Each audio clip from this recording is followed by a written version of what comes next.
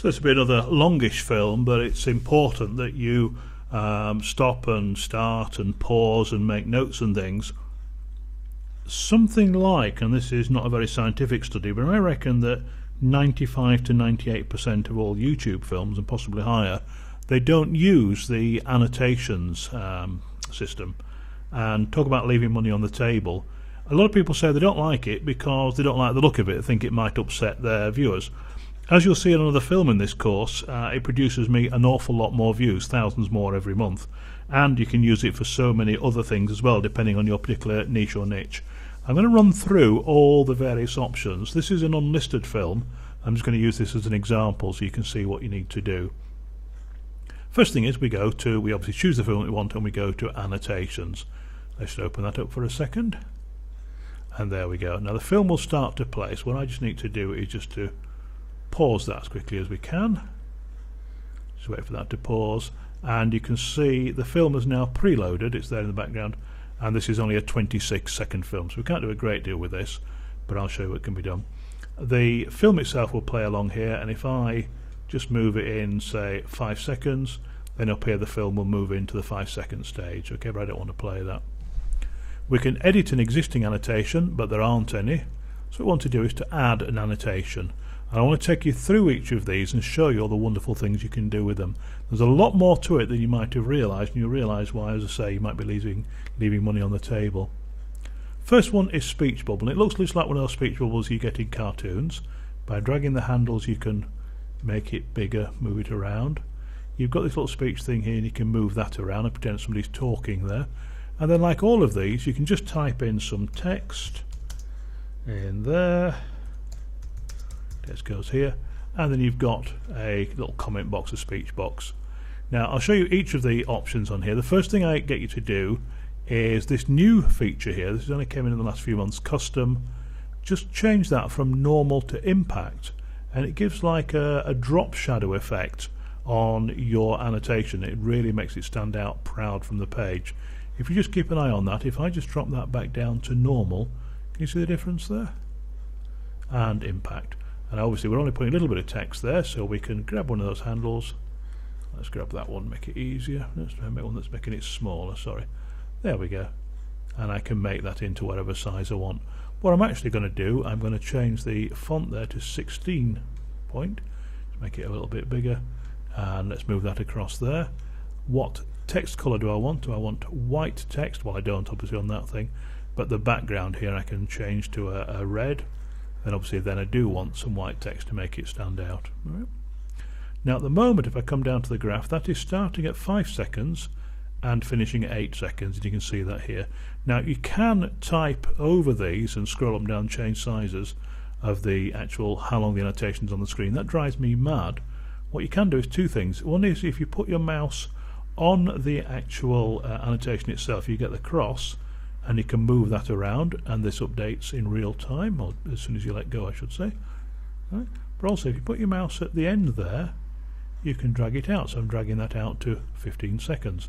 I want it to start at 5 seconds, so at that end, and that then just jumps from 5 to 15 seconds. And if I play that video now, that will appear on the screen from 5 to 15 seconds. So while that particular character was talking or whatever in this example. Right. There's other examples, but I'll show you each of these tools. So you've got the font size, you've got the font colour, and you've got the background colour. You've got white and grey as well there. A strange one. You've got the time it starts, the time it ends. Now then, the important bit. These are actually, if you want, they can be clickable. So I click that and I turn it into a link. Just scroll down a little bit so you can see. The first thing is I can paste in here a link to a video. If somebody clicks on that link, this video will pause, a new tab will open, and the video that you've linked here will play. A great way to send people onto other videos and so on. Great for the last few seconds of your film, for example. So we might want to do something like that in the last few seconds, and this would read then come and see my film. We can't see it there because the cursor is there. Bring that down, and there it is. Okay, let's come back down again. Let's move that to the beginning. See why in a second. Let's bring that down there. Okay, text goes here. Let's just move it in a second or two because there's a bit of background there. There we go. All right. So you can see different colours, different times and whatever. If I want to make that a link to a video, paste the link to the video in. You can also start that video at so many seconds in. That's quite important. It sounds silly why want to start somebody in, but if you've got a series of videos, you might have a trailer at the beginning, an ident as it's called, a bit about your channel. That might be 5 seconds in, so you start people at 5.1 seconds in, so they only see the film, or there may be a particular bit, see this bit of the film referenced to other places. And I mentioned opening link in a new window. In this particular case, you have to click open link in new window to get it to do that. So that's sending people onto a video. So here you've got to do that. Let's go on to the next option in here. You can send people to a playlist. Again, I'd always suggest opening link in a new window. You must paste a link to a YouTube playlist in there, and then people will see your entire playlist. One thing gets confusing, and it drove me mad for ages, and I just couldn't work it out, even with YouTube's help. The link to a playlist isn't the link that appears at the top here. You have to go to your playlist and then get the link from within the playlist. It's like a hyperlink within when you're sharing. So the link at the top doesn't work. It's the full link that comes once you're actually in the playlist from the share of any of the videos. Paste that in there, and again, when you save and publish, that will appear. Now, playlist, you can send people to your channel. You can either put your channel name in there or a full link to a channel page, and again, open link in new window. It'll take them to your home page of your channel. You can take people to your Google Plus page. This is mine, automatically set up. You take them to there. Don't want to do that. Let's just turn that off, come in again. This is my favorite. This is the one where I make all my money from and get all my viewers. I sent people to my YouTube username. That takes me, I will actually do is put my home page in there, so I would just type in there. That's the page. Just going to scroll up and save that. Give that a second. That will change, actually once I publish it. I'll publish this as it's not a real video. There we go. That will change in a second. If I preview that link, it takes you to my home page, and because I'm subscribed it won't show, but that would normally show you a option to subscribe, so that pops up in the middle of the screen. So subscribe is by far and away my favourite. It takes people to my home page. If they want to go any further, they've got to either subscribe or refuse to subscribe. That obviously puts the subscriptions up. That means I can email them, contact them, they get to know about my new films and so on. So subscribe is by far my favourite. And obviously I put the text up here to click here to subscribe, click here to see more. Next one down, you may not have this, depends on the state of your account, but you can link out to places like Indiegogo and Kickstarter and so on. That's very, very good, and there's more information about that. Remind you again that all the text can be changed, the impact, the font sizes, the time this runs and so on. This applies to all of these, and I just need to turn that off and turn it in again to go back in again, come down again. You can send people to an associated website, but only an associated website, so your site of your own that's associated with the site. And just go back in once more, and again, you may not have this, but you can have a merch. That's a merchandise. Now at the moment I don't sell t-shirts and that sort of thing, but you can certainly do that. The Learn More will tell you more about it. But again, if your account is in good standing with YouTube, then you can sell t-shirts, the music that's playing on your channel. If you're a band and you're playing your own CDs, DVDs or whatever, you can link out to that. Now annotations, incredibly important, incredibly important. So I'm going to publish that one. It doesn't make any sense, but I can show you. If we come back in now, we can add each one, and that's just from that part alone.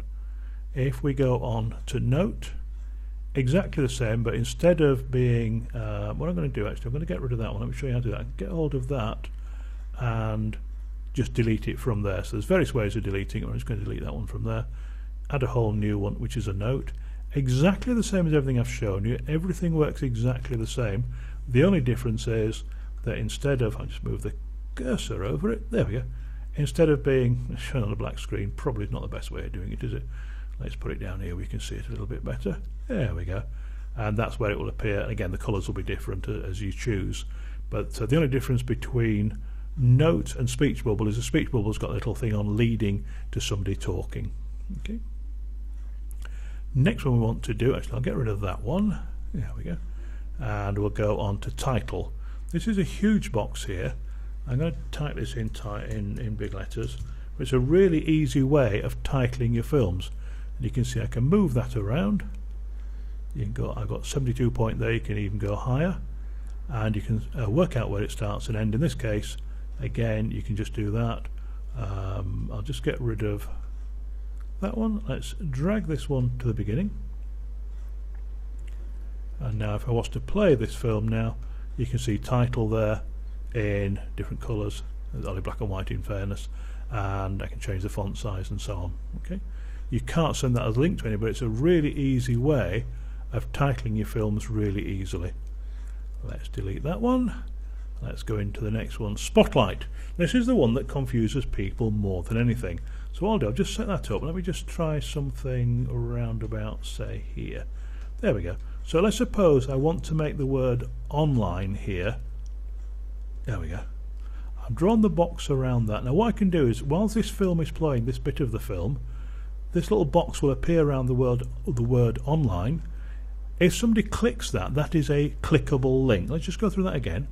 By highlighting that as a spotlight, I'm putting a spotlight on that, I've turned that into a clickable link. So everything else applies. The text, if you want to do it, you normally would say click here for more.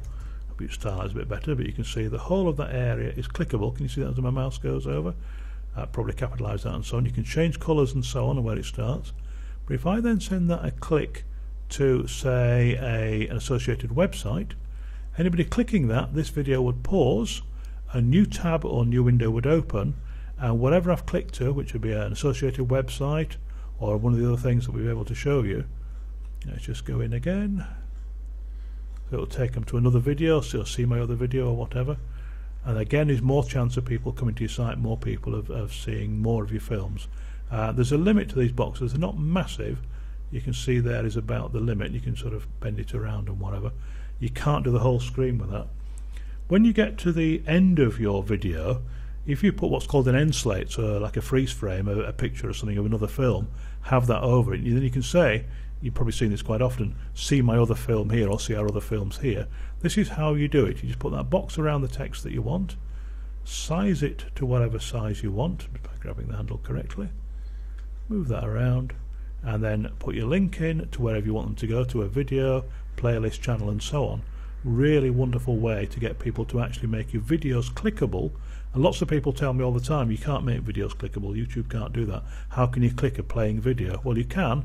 You use the spotlight. Let me just delete that one, and we come down to label. Label isn't one that I use often, to be honest, but let's just use an example of it here. I'm just going to spread that out as wide as I can. I'm going to put text here, made that too wide, but you can see how you can label a piece of text or a piece of film. It's a bit like, in technical terms, it's known as a lower third, and you see titles coming up on the TV news and so on. And if I make that background red, and you can see there, you can pop up more information that people can see whilst the film is running, and that is label. Again, not used often, and I haven't found a lot of uses for it, but again, it's worth your while knowing that exists. So just to run through from the top, speech bubble gives a little bubble with the little annotation on there that you can move around, point to somebody who's talking, use that as a translation. You can use it for comedy purposes, this man's an idiot or whatever. Okay, I just need to delete that one. You've got the note, which is exactly the same but without the little speech thing on. And then you've got the title, so you can have nice big titles on there of any shape and size you want. A spotlight, so you can have people click to go elsewhere. And then the label, which gives a bit more information about what they've seen. And any of those, you can normally see them here. I've just got the one that I left in there.